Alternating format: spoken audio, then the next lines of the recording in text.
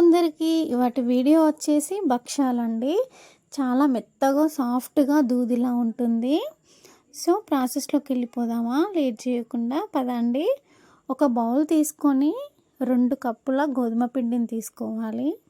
మీకు ఇష్టమైతే మైదా పిండి కూడా తీసేసుకోవచ్చు. నేను ఎప్పుడైనా గోధుమ పిండితోనే చేస్తాను. 2 కప్పుల దాకా గోధుమ పిండి తీసుకోవాలి.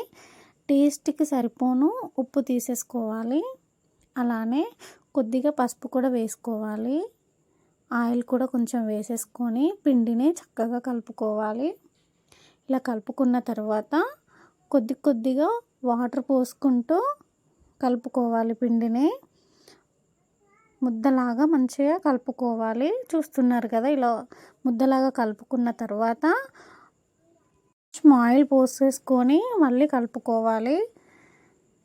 మెత్తగా కలుపుకోవాలండి, అప్పుడైతేనే బాగుంటుంది. ఇప్పుడు ఫైనల్గా చూస్తున్నారు కదా, ఇలా ఉండాలి. ఇప్పుడు కొద్దిగా ఆయిల్ పోసేసుకొని ఒక మూత పెట్టేసుకోవాలి. పెట్టేసుకొని ఒక ½ అవర్ పక్కకు పెట్టేసుకోవాలి.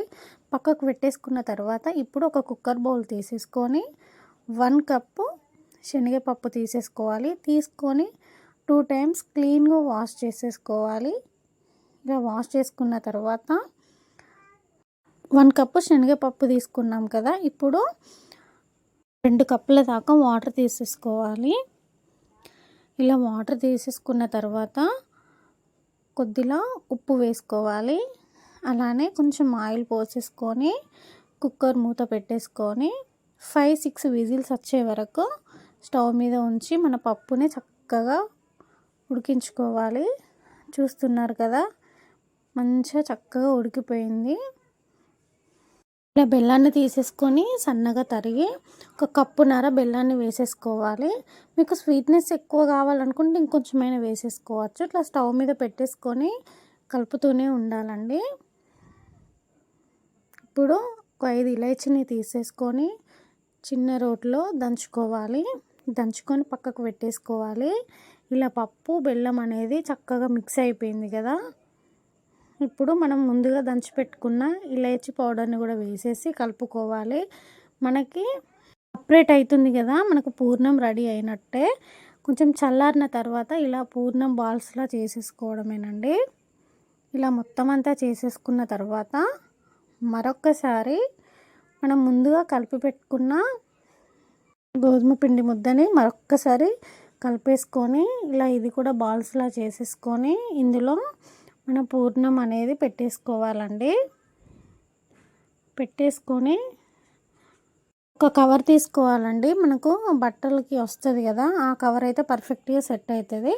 కవర్కి కొంచెం ఆయిల్ అప్లై చేసి మనం భక్షాలు అనేది చేసేసుకోవడమేనండి. ఇలా చేతితో అయినా చేసేసుకోవచ్చు, పైనుండి మరో కవర్ పెట్టుకొని ఇలా అయినా చేసేసుకోవచ్చు.